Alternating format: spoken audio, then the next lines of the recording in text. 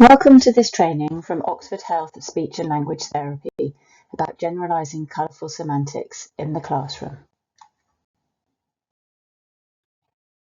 This training is part of our targeted support package within our language pathway. Our levels of support are universal, targeted and specialist. Universal support outlines the support settings and families can receive from wider services, both in health and education, and does not involve direct work with the young person.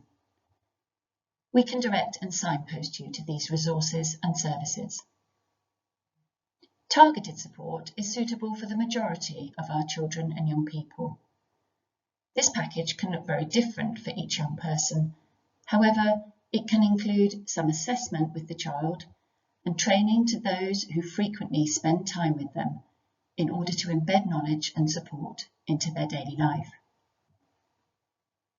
Specialist support is provided for those who require direct intervention from our speech and language therapy team.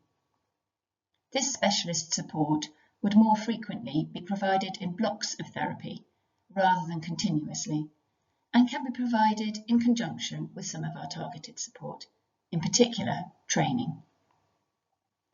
Children and young people can move between the levels depending on their identified strengths and difficulties. At the universal level, it's important to ensure classrooms are communication-friendly environments and display quality-first teaching strategies. Further information can be found on the links on this slide. If you're confident that these supports are in place, then you are ready for this targeted training.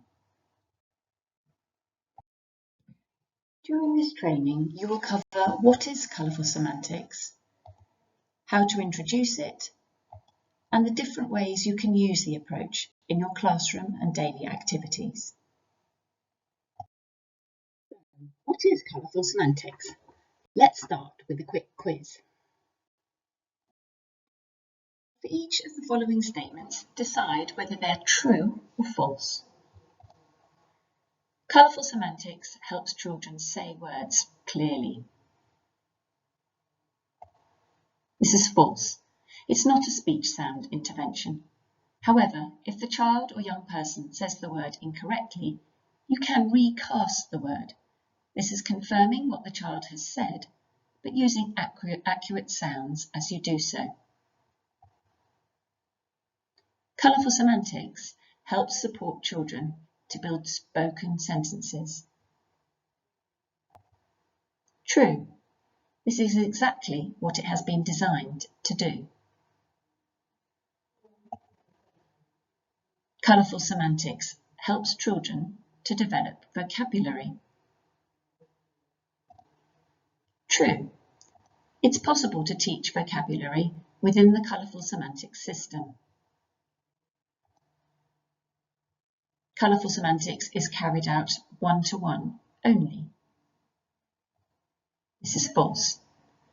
You can carry it out individually, in small groups, and as a whole class approach.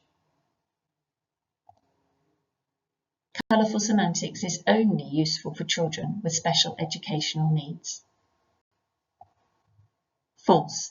It is a useful approach for a whole range of children. Colourful semantics can be used with any child who is having difficulty developing speaking, listening, early reading and writing skills, especially those who have special educational needs, English as an additional language, children with language disorders, such as developmental language disorder, known as DLD and previously known as specific language impairment, or a language disorder associated with a condition such as autism or Down syndrome.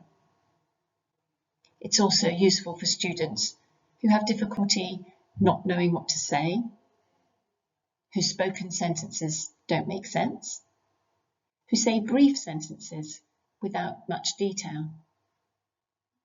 They may have trouble expanding on their ideas, or their sentences might consist with grammatical mistakes. For example, missing out the small verbs, auxiliary verbs, such as is and has. So what is colourful semantics?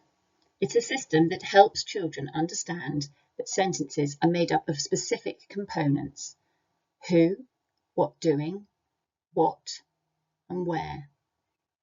It shows these components broken down into a colour-coded cue system to visually structure a sentence of varying complexity.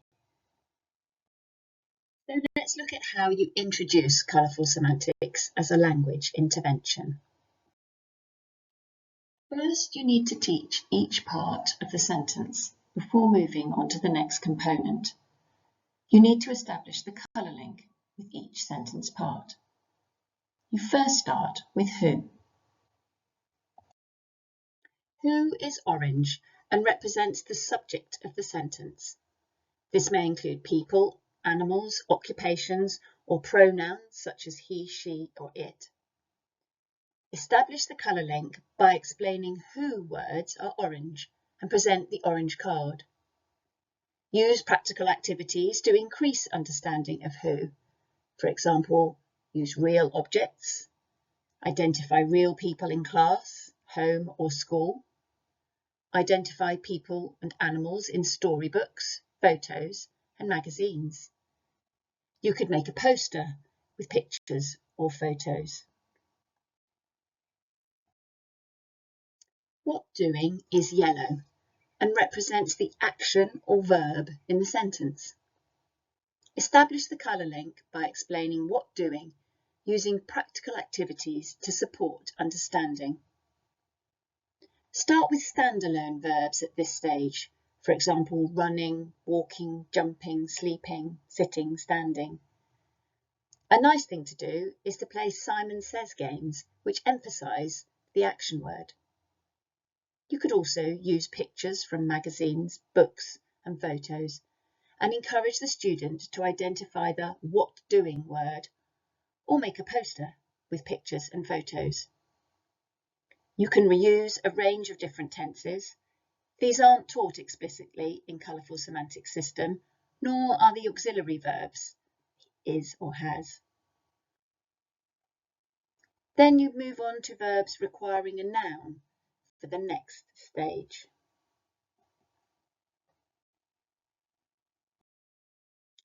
Doing what is green and represents the object of the sentence, e.g. brushing what.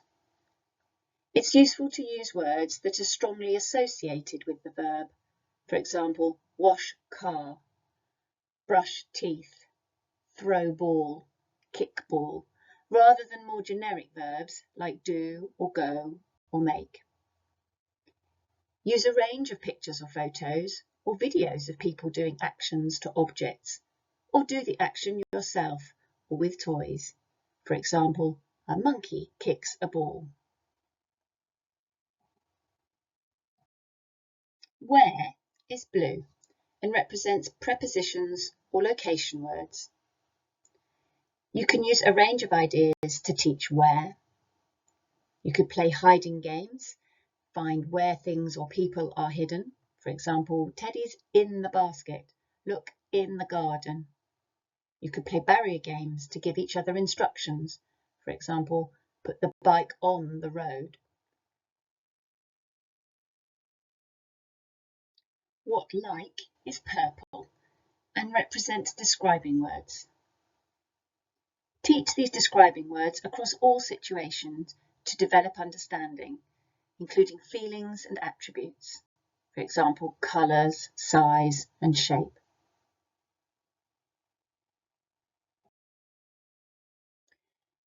For more able students, you can extend sentences with additional information. For example, when is red and represents time concepts. How doing is white and represents adverbs. So how is something doing the action? Quickly, slowly, quietly, loudly.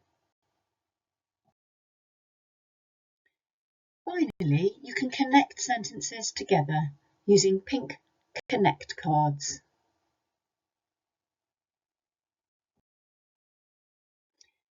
You always start at level 1, that is who in the pyramid structure. You then move down the structure seen on the screen, ensuring that each component of the sentence is understood before moving on to the next level.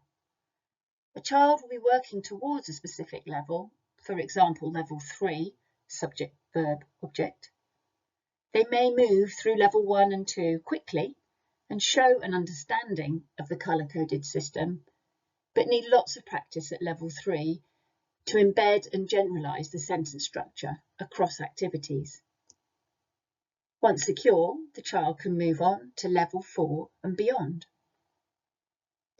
Consider the level of prompting and support you offer during the construction of the sentence.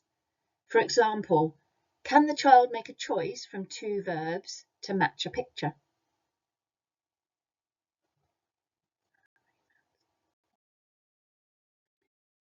Here are some example sentence structures for the different levels. All the grammar is included within these examples, such as the auxiliary verb is, but for some children, Laura writing is an acceptable production. You, as the supporting adult, will recast and include the grammatical structures. For example, yes, Laura is writing.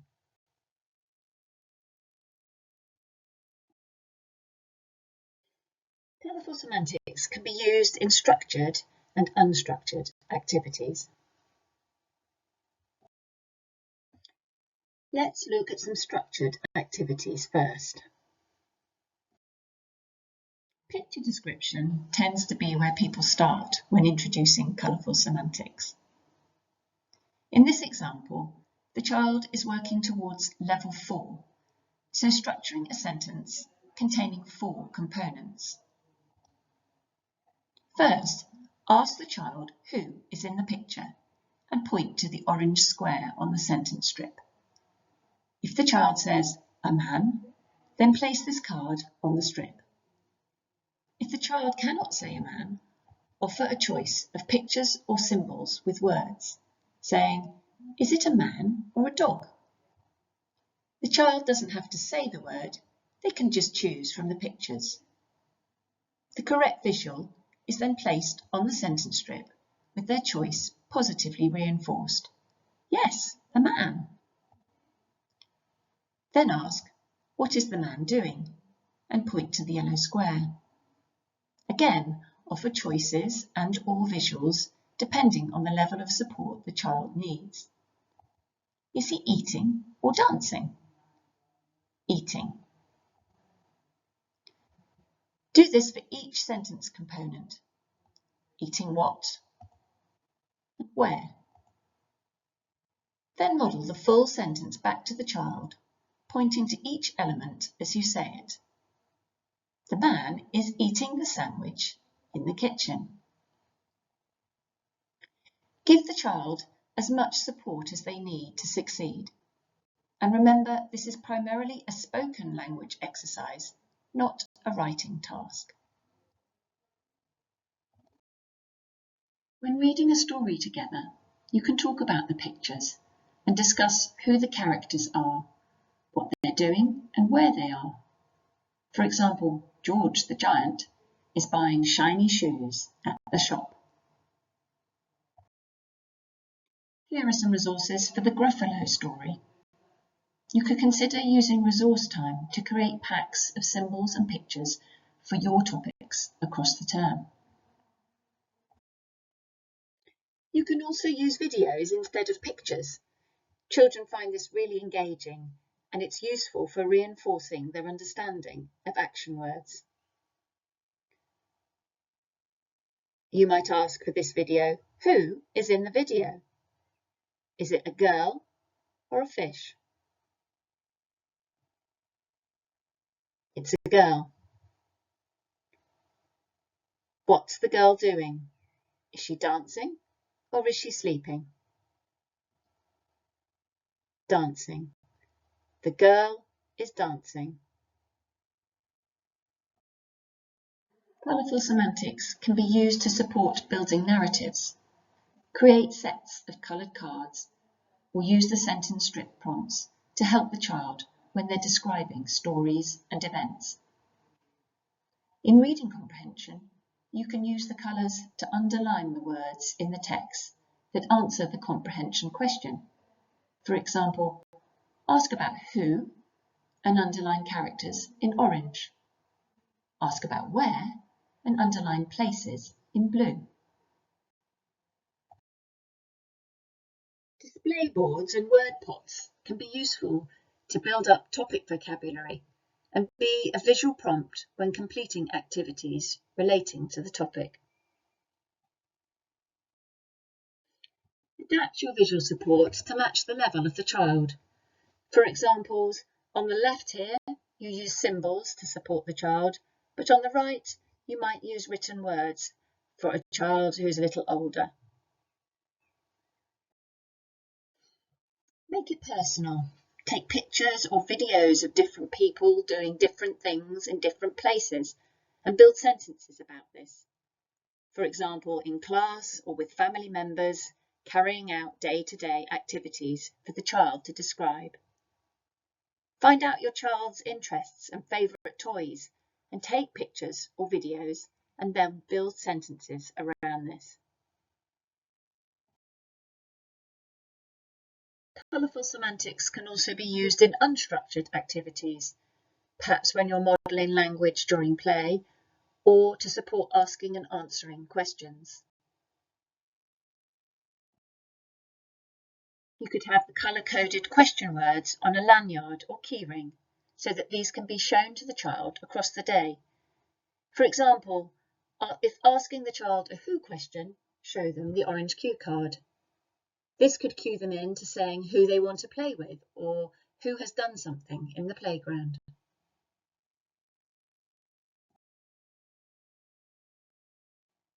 Model a range of different vocabulary using single words or sentences depending on the level of the child.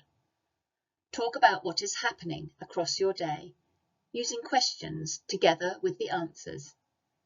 For example, what's Heather doing? Heather's jumping. Who? Peppa.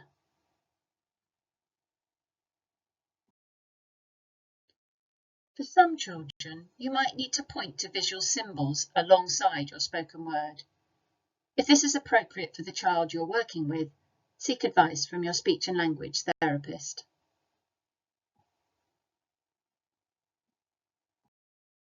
Use colourful semantics in turn-taking games. Act out actions, like let's jump. Give instructions about who, doing what. Play hide and seek, telling the child where to put things. Play I got it wrong. Act out the incorrect use of a verb on purpose so your child can point it out. There are lots of useful resources online, particularly from Twinkle. There's also a downloadable app called My Colourful Words, and there are lots of videos with suggestions on how to use colourful semantics on YouTube.